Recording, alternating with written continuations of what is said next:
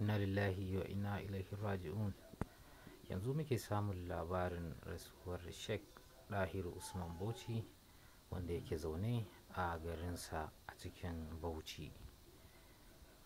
Sheikh Dahiru Usman Bauchi malami ne na addinin Musulunci wanda ya shahara a faɗin duniya, musamman Afirka.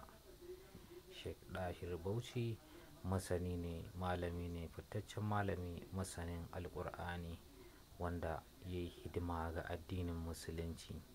Sheikh Dahiru Usman Bauchi ya kakkafa makarantun tsangaya, sannan ya kakkafa makarantun Islamiyya a sassa na Najeriya.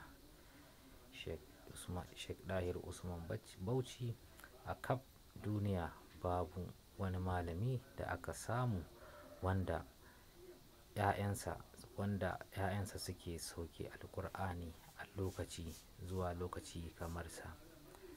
Fatan ma'anan Allah ya ji kansa, ya gafarta masa, ya shafe kurakuransa. Za mu yi amfani da wannan dama mu ja hankalin malamai domin su zo su haɗa kai a wannan tafiya ta addinin Musulunci baki ɗaya.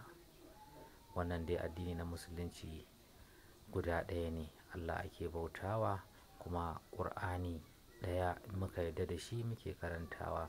Sannan annabi Muhammad sallallahu alaihi wasallama bawansa ne kuma manzansa ne. Mun yi imani akan haka kuma mun tafi akan haka.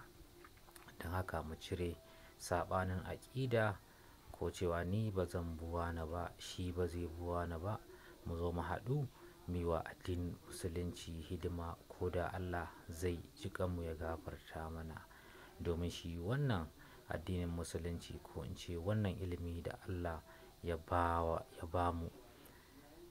ba mu ne domin mu ba da shi ta hanya mai sauƙi, yadda makaranta ko in ce masu neman sa za su fuskanci wannan ilimi na addinin Musulunci yadda ya kamata.